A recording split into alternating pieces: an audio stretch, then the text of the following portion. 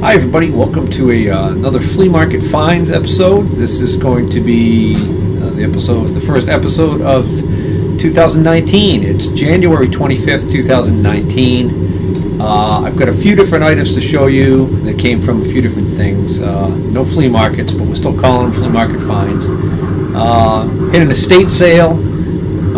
Didn't really get anything there.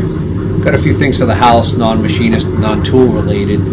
I did want to mention I did see a very nice tap and die set, an early one. Might have been a Greenfield tap and die. It was a large one. It was a number 7. I tried to cut a deal on that. Unfortunately, they wanted way too much money for it. Anything that they could find online a price for, they were asking too much money for. And anything that they couldn't find a price for, or figured it couldn't possibly have much value, that's where I got my deals. So just a few little tchotchkes there. I'll show you those in a moment. I picked up a indicator off of Facebook Marketplace. One town over from me, gentleman had 3 indicators advertised. One of the indicators caught my eye. Those of you who know me and have seen the episodes I did where I showed my indicator collection, you know that I certainly probably don't need any more indicators, but every once in a while something will, when I show you the indicator, you'll understand why I wanted it. I picked up a couple of small machines here. This drill press, which I'm going to get to right off the bat, that's one of them, and that was a package deal, and I'll explain the story behind this in a moment. And then just recently, beginning of this week, I took a long drive and spent quite a bit of time freezing in a guy's garage, and ended up getting a pretty good load of stuff. And that was a situation where he had there was some relation or a friend of the family or something had retired, had a bunch of this stuff, and this gentleman and his dad actually acquired this stuff, and they were trying to move it.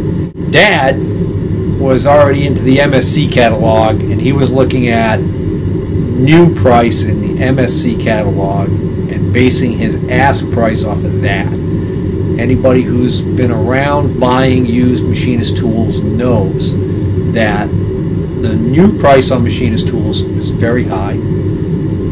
However, and MSC is notoriously high. However, it's not like some other things where you can just say, well, if it cost you, $1,000 for a new one, then I'm giving you a deal at $500 for a good used one. It doesn't always work that way. It's what you can get for it, really. The other source that they used, and the same thing with the estate sale. Some of the things that I saw there, that the guy's looking at eBay, he's looking at what people are asking for it, not what they're selling for it. Paints a different picture. So, anyways, I digress. I'd love to get to some of those machinist items, but first I got to clear out of the way this couple of things that are in the way literally right now, namely this funky little drill press that I picked up. Alright, so before we look at this thing, a quick little announcement. I just wanted to mention that for those of you who don't know, you can find me on Facebook by my name.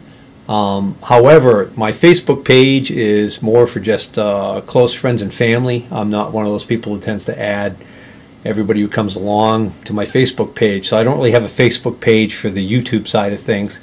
However, I just started a new Facebook page that is called Steve's Basement, and it's going to be a buy, sell, and trade page for tools, mainly machinist tools. And in the beginning, it's going to be just basically someplace where I can showcase tools that I have for sale, just another venue. What I realized was that I had gotten a pretty good number of people that I've been able to sell to in the past, that actually, some of them are even local enough that they've actually driven here and bought items from me and have actually been repeat buyers. They've come back more than once when I've got something that they can use.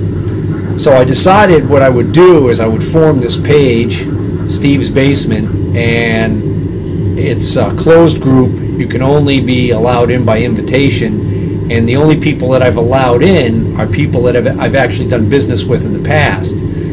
And what I'm going to do is, when I want to list things for sale, I'll list them for sale exclusively on that page, so that that group of buyers, previous repeat buyers, can see the items first and get a first look and see if it's something that they're interested in. And then if nobody on the page is interested in that item, then that page, I'll probably just put that in other groups that are more widely published. Last count, we've only got about 22 members on my group, so it's got a ways to go. The purpose behind that is, anybody who's ever had to sell anything online has probably gone through a situation where they've had just numerous people that ask about things and then stop responding for no reason. You know, when you're dealing face to face with somebody, most people tend to realize, hey, we're in a civilization. We're civilized people. You know, there's a certain way you should treat each other. Whereas online, hiding behind that keyboard or those little buttons on your phone there, we tend to get just, I guess it's just par for the course, but we tend to kind of lose some of our manners. Hey, you know, you decide you don't want it, that's fine, just let me know. But don't just disappear and stop responding, especially with something like Facebook Messenger, where you can see when the person reads your message, and you know they read it, and you're wondering what gives. And then there's the fat finger syndrome, I call it. Fat finger syndrome is, on these damn Facebook things, they've got these automated, it happens all the time. I've done it by accident myself. You go to look at something, you just go to swipe the screen, and you inadvertently send, is this available? Is this still available? Do you have more photos? Those stupid, supposed to be time savers. You know, you put something up for sale, it's been up for 20 minutes, and you get a "is this available" message. It's just kind of ridiculous. And then, you know, due diligence, you respond, yes it is, and then you don't hear from them again. And you realize it's probably fat finger syndrome. At least that's what I've come to think it is. If you've bought from me in the past and I haven't invited you, by all means, send me a message through Facebook Messenger. It's probably the best way, and I'll try and get you, remind me what it is you bought from me and how we met or whatever, and I'll try and get you into the page. Most of you people who are watching this page may or may not have heard of Mr. Pete 223 or Mr. Pete Tubal Cane, your YouTube shop teacher. That's what he calls himself. That's it, right? All right. So, anyways, so he's got a great page. He goes to auctions. He's a tool hoarder like myself, and maybe even at another level. The only thing is, I think he commented on my indicator video that I think I actually have I had more indicators than even he had. I sold off a bunch of them after I made those videos. If you haven't seen those videos yet, and you like looking at indicators, those are the videos. I think I've broken it into two or three episodes. So anyways, getting back to him. So he sells on eBay occasionally also.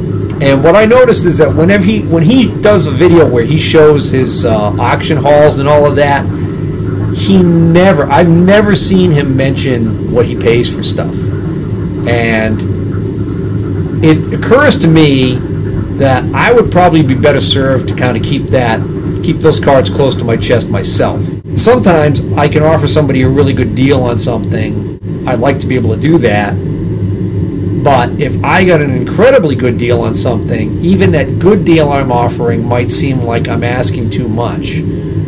And so it's a psychological thing. You know, we all do it. We all want the best deal possible. You know, if I got it for $5, well, why don't you sell it to me for 10? Because you only paid 5, you'd be doubling your money. It was just something that I got, and maybe I didn't even know what it was at the time, and it's worth 50 all day long on any venue you go on to. You know, a couple of these items I'm going to tell you about the price because I'm keeping them. You know, so it doesn't really matter to me, and especially this stupid little drill press and the grinder that I got with it. I'll tell you about those, and we'll go from there. All right, so This is it's badged Delta on the front here, Homecraft. It says Rockwell on the side. I haven't found the model number yet. So you can see it's Rockwell Manufacturing Company Power Tool Division. This drill press has a base on it like none I've ever seen. Traditionally, these small benchtop drill presses would have a conventional stand on the bottom here. And what this has got is this unusual bracket. I actually have it just positioned this way temporarily. It's kind of precarious, actually. I'm going to lay it down in a moment. But we've got this swivel bracket right here, okay? And it appears that if I was to pull this out further from the bench and I flip this up, that we would bolt through here into the side of a large, thick bench like I have. Now, if your bench isn't as thick as this, I'm not sure exactly how you were supposed to handle this. Now, the other possibility is that maybe this sits actually on top of the bench and you bolt down through the holes down into the top of the bench. Okay, if I do that, this whole thing will be tilted back quite a bit. There is a screw, it fell out, but I do have it. There is a thumb screw that goes in here, and by adjusting that thumb screw, I can adjust the angle that this is tilted. Why you would want to do that? Because you're basically drilling, the central axis of the spindle is perpendicular to the table here, no matter which way this is tilted. So why you would want to be able to tilt this, I have no idea. So this is an unusual setup. I've never seen one like this before. So why did I buy this drill press? Well, let me back up for a second. So in a moment, I'm going to show you a bench grinder. I'm going to show you a bench grinder that popped up for sale just over the line in Connecticut. And the person who put the bench grinder up for sale, I believe they originally advertised it for $100 or $120 or something like that. And somebody commented that it's worth about $25 because you can buy a brand new one from Harbor Freight for like $50. The person who posted it, she actually thanked the person for the information and said, I'll change the price now. And so I'm like thinking, well, if she's going to drop the price on that thing to $25, I'm on it. So I messaged her and set up an appointment that afternoon to go down and see it. And then I decided to look and see what else she had for sale, and I saw this drill press, and I didn't take a really good look at it. She had it laying on the garage floor, so I didn't really pay much attention to it because I wasn't in the market for a drill press anyways. So I go down there to look at the thing, and what ended up happening was she didn't end up dropping the price down to $25 like she said she was going to do, because it turns out she didn't know the guy who was giving her this advice, and she had decided to check with someone else she knows who she sent a picture of the grinder to, and he said, oh no, that thing's worth at least $50-60. So when I went down there and I looked at it, I decided that I wanted it, and then she started to tell me the story, and I realized, oh, okay. Well, I said, to be honest with you, I said the reason why I came down is because I read the comment there, and I actually thought you were going to drop it to $25. So she didn't want to initially sell it to me for $25. And then I saw this drill press, and I forgot what she had advertised this drill press for, but she had said, I asked her about the drill press, and she said, yeah, she really wanted to get that out of the way. It was sitting on the garage floor. So I said, I tell you what, I said, I'll give you $50 for the pair, for the drill press and the grinder. And she said, okay, just get it out of here.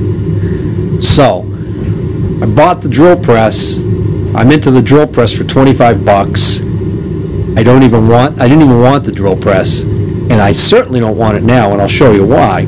First problem I see is this funky base on here. So I'm thinking, well, I could probably live with that. I could probably figure out a way to bolt that to my bench and make it so that, I could use it. And the surface rust on it, no problem. I could clean that up. And then I noticed the motor was a fairly new motor on the back, and I didn't pay much attention to it. And if tonight's video looks different than the past few videos, it's because I'm not using the GoPro tonight for two reasons. One reason is I decided to break out my my older Nikon SLR camera and use it in video mode because it is capable of high def.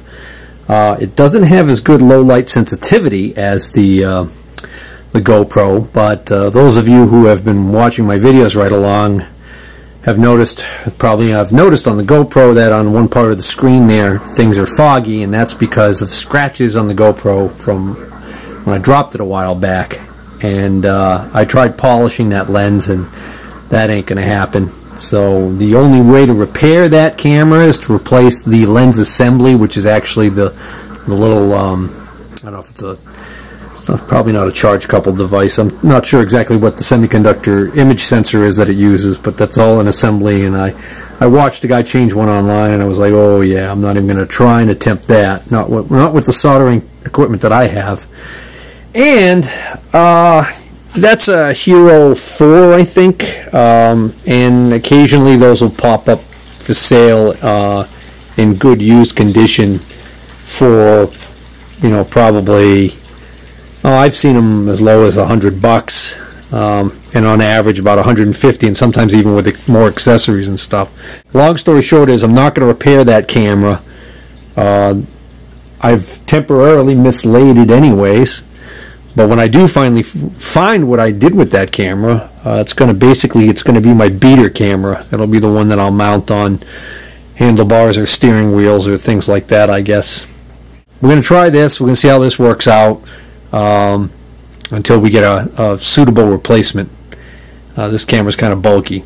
But anyways, we're not talking about the camera. Alright, so I got a little bit more light in the situation so we can see the style Delta badge that it has here. It's the Delta Rockwell. It's an interesting little drill press. But here's the problems with the drill press. Problem number one. I'm like, oh, son of a gun. You know, that motor doesn't look that anywhere near as old as this drill press. And not only that, but it's a double shaft motor, okay? The cord is in bad shape right here. Alright. Matter of fact, I was going to plug it in there, but when I saw the condition of the cord, I said, you know what? I said, I'm not going to worry about the motor. I don't suspect there's a problem with the motor. It doesn't look that old compared to the drill press. It's a Craftsman motor. There's no reason why it shouldn't be working perfectly fine. I had a gentleman here who had come by and bought some items from me in the past. He came by on another trip to pick up a couple of items, and the drill press, we had to practically trip over it walking across the cellar floor here. And I said, hey, could you use a small drill press? And he looks down at it and he says, well, what are you going to get for that? I said, $50. And he said, yeah, all right, I'll take that. But he didn't want to take it that day. So I said, no problem. I knew he would be back at some point. I said, well, he asked me if it runs. I said, I'll tell you what, I'll make sure it runs. And if it runs fine and everything, I'll hold it for you and you come back and pay me the $50. Well, I ended up putting it up here on the bench, and I'm looking at it, and I realize, how the heck did I not even spot this? The original motor mount on these drill presses is supposed to be a plate on two posts. The posts are supposed to slide through this part of the casting. It's the same way on the other side. So you got two posts that slide, and then you're supposed to have two set screws here. And the idea is that when you loosen the set screw, you can slide the motor in and out. That's how you change your belt tension. So if I take the screw out in the front here, we can actually take this casting off, which is the belt guard. Which, by the way, I've seen a lot of these drill presses for sale or being run without this guard present, because they tend to be taken off and misplaced, or they're castings so they can get dropped and cracked or smashed, and then you don't have one. Well, anyways, so what we got is we got a step pulley here so we can change our speeds. So what we should have is we should have another step pulley upside down or inverted from this position over here, and then we should be able to change our motor speeds by changing the belt from sheave to sheave and adjusting the tension of the belt via being able to move this motor out further and then locking it down. That whole ability to do that has been completely removed by the fact that somebody put on this motor, which now that I look at it, I'm thinking more, it actually looks like a table saw motor to me. I'm not sure why there's a secondary shaft coming out the back. To make matters worse, they've got this way too high. It's almost lined up for this sheave, but if I put the belt on that position right there, the belt's way too loose and I can't tighten the belt because of the way this is set up. So this thing, the way it is pretty useless. I said, hey Jack, I said, you're not going to believe this. I said, I don't know how I didn't notice it. I said, but this drill press, we got a big issue here. So the good news is, I actually checked this drill press out as far as, because one of my questions was, well, what about even with this ratty cord, it still runs. Not only does it run, it actually runs really nice. You'll notice the spindle is very quiet. I don't know if you're going to pick that up on the audio, but there's more noise coming out of that motor than there is out of the spindle here. This is actually running very smooth, and it looks like it's running very true. Actually in pretty good shape. Sometimes the bearings in here are bad. So this definitely has promise. This could be fixed up. Furthermore, I went on eBay and I didn't verify to make sure that it's exactly the right one, but I did see a few people selling the very bracket that's missing from this. It sure looked like the right bracket. I would have to get exact measurements. One person is actually only asking $15 for the bracket, plus I forgot like $8 for shipping. So for like $25, we being me and the mouse in my pocket, we could actually get that bracket, mount this motor or another motor onto it, and actually get this into good usable condition. Even if I don't get a step pulley, which the step pulley, and I'm going to get to this in a moment, the step pulleys show up on eBay also. We could do that. Here's the rub. And I explained this to Jack when I told him I'd take $50 for the drill press. So the reason why I wouldn't take less than 50 is because this drill press is worth more in parts than it is as a whole drill press.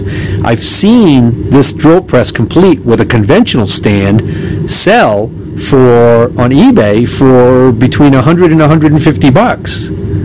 All right, with this not being a nightmare, everything correct on it, and ready to go.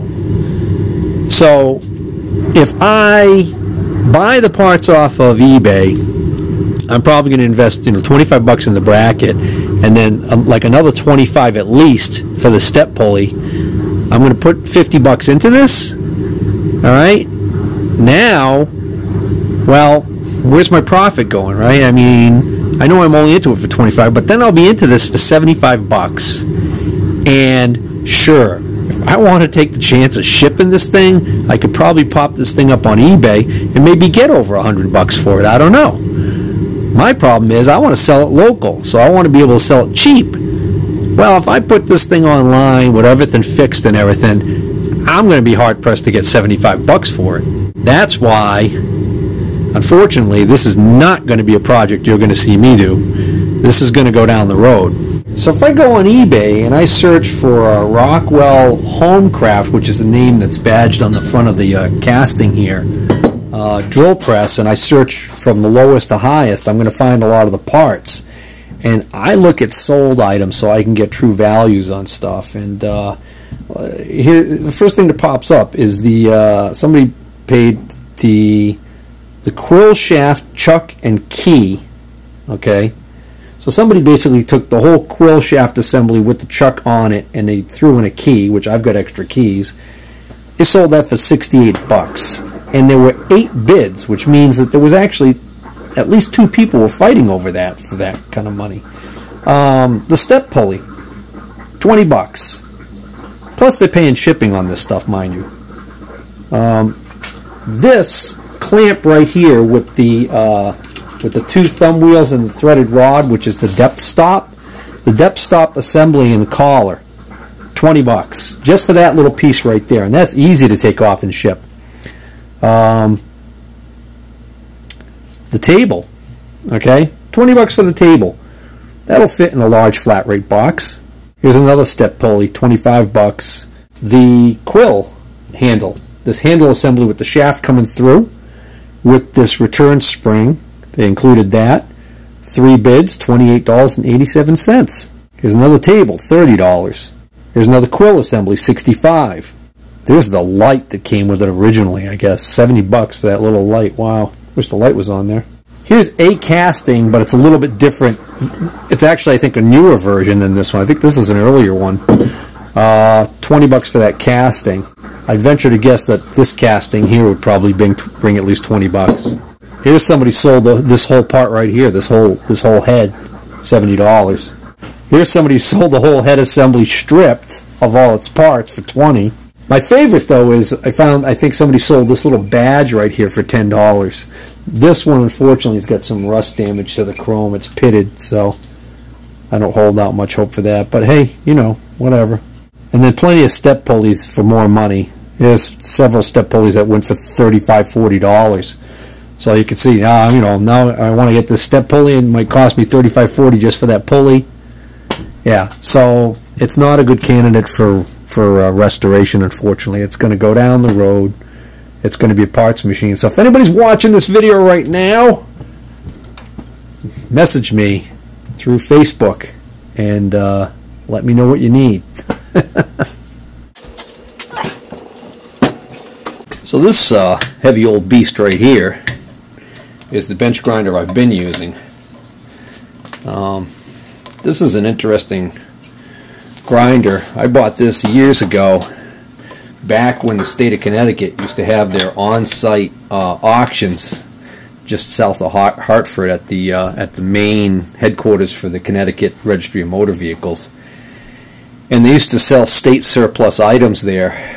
And this actually came out of a Connecticut prison. It's still got a sticker on it here that says Connecticut Department of Correction, Cheshire County, or Cheshire CI. Oh, probably Cheshire Correctional Institution. So, Cheshire, Connecticut. And then there's a badge here. It says Cheshire 1025. That was probably some sort of an inventory control number. CC, probably Cheshire County. I can't quite make out what that says on the top there. It's black now. The underlying colors here under this chipped area here indicate that maybe it might have been originally gray, or that could also be a machine primer color. I don't know. When I got it, it was missing this the shroud, the whole shroud assembly, and the rest for this side. So I don't remember whether or not I put this wire wheel on here, or if it already had it on here. So that works out perfect when you don't have the shroud like that. Just use a wire wheel, because it's nice to have that freehand access to a wire wheel just to deburr something real quick or clean something up. So I've done quite a bit of use. Actually, I probably use this side more than I actually use this side on this thing. So anyways, the reason why it's on the bench here now is because I just took it off the pedestal. When I bought this, it was on a nice cast iron pedestal, but it had a heavy metal cage around it, and the cage hinged down and had a clasp for a padlock. So the idea was that in order to keep the prisoners from being able to sneak a piece of metal and sharpen it into a weapon, or something that would help them escape, I guess, or whatever, this was under lock and key. So if you were working if you were a prisoner that had permission to be working in the shop, you probably had to have somebody unlock it for you to use it, and then you were probably supervised, or I like to think you were directly supervised while you were doing it. This actually is a very early Stanley grinder. I can't quite make out the data on it. It's heavy, you know, and you can get an idea of the size of the motor. I'd say this is probably a half horse or better. So probably going to make a little bit of noise vibrating on this bench, but I just want to show you how smooth this old grinder works. I was very happy with this.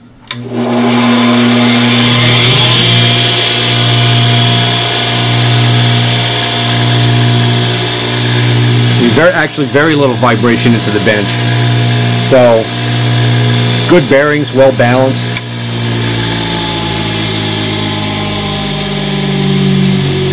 See, it takes a while for that inertia to allow it to slow down, come to a stop.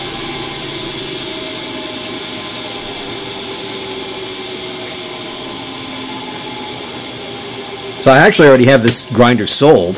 As luck would have it, one of my YouTube viewers came by and picked up a few items, and I happened to mention to him that I had just picked up another grinder, so I was going to be letting this one go. So he purchased this. He'll be coming in next week, as a matter of fact, to pick this up as well as a couple of other items. And I think he's gonna get a lot of good use out of this grinder. So this is the grinder that I ended up picking up with that drill press. And again, I paid $50 for the two. So I'm into this grinder for $25. I will say that when I saw the initial photograph of the grinder, there was nothing in the photo to indicate scale, so I had no idea what the size was. I couldn't make out the model number because it was not clear enough in the photo. And then when I got there, I was pleasantly surprised to see that it's in fact a larger grinder than I thought. It's actually about the same size as that old Stanley. It's lighter. That Stanley, the pedestal on that Stanley is all cast iron.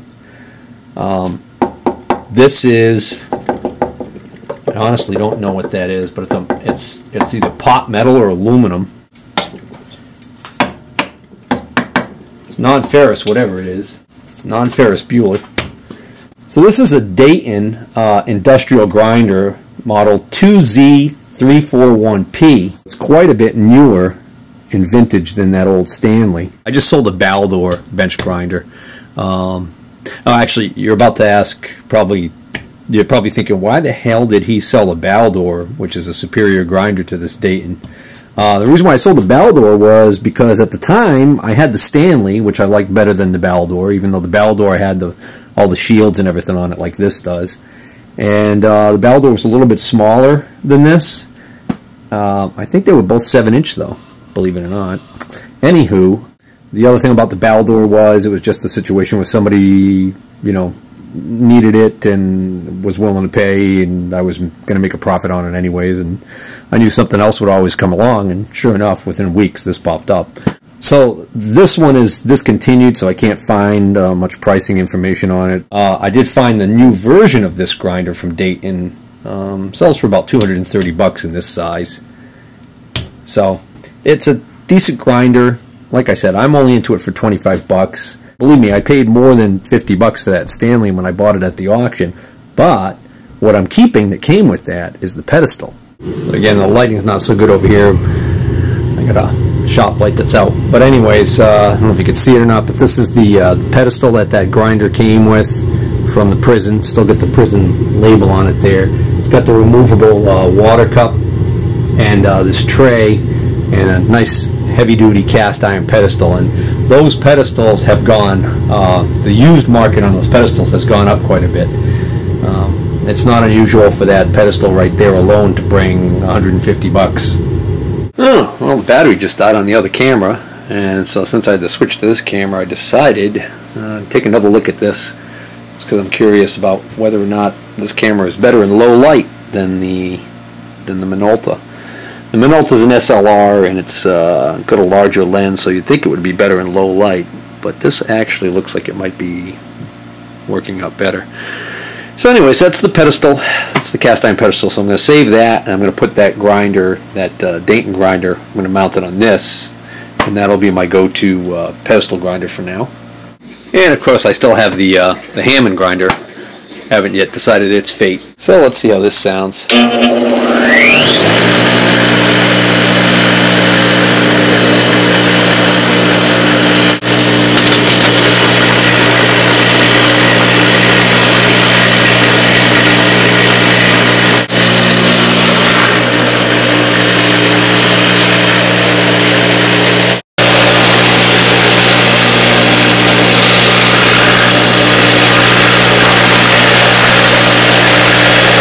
These are actually walking across the table.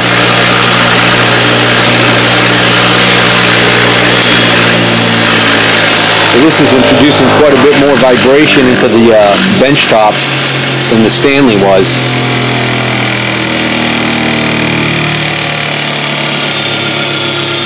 Now that's not necessarily indicative of a problem with the grinder. That's more than likely that's actually this wheel on this side, by the looks of it, is out of round. Either replacing that wheel or redressing it might solve that problem completely. Figured I was still in a tight shot. You can actually see this wheel. Looks like it's pretty out of whack. The reason why this spins down so much quicker is because this wire wheel on this side is a little large for the housing. It barely fits in there. In fact, so much so it's abraded the inside of the housing. There's actually a slit on the side here now. It's actually gone as far as to actually wear right through this cover. So I just took this cover off.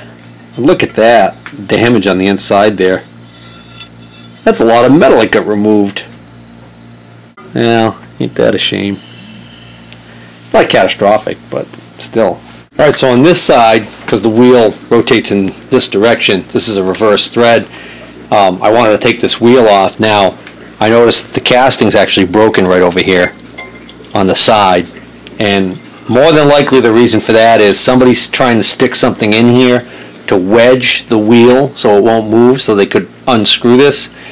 So rather than do that, because this whole casting is, it's either pot metal or white metal or aluminum, what I do is situations like this, I use my impact driver. I just pulse it a couple times, and then usually it gets to the point where I can actually just hold the wheel and zip the nut right off and not damage the housing. Plastic bushings. Not one, not two, but 3 plastic sleeves, and sandwich them together. Just for the heck of it, let's run this with no wheels on it and see how it sounds and looks.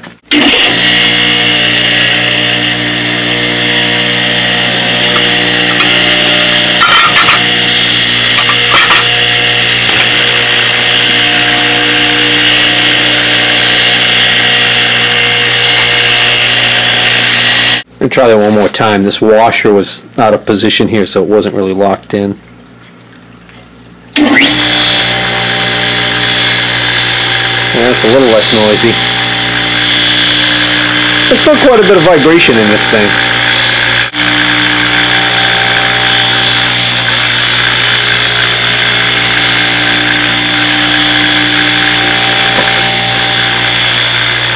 Yep, still walking around. Let's contrast that to this old Stanley.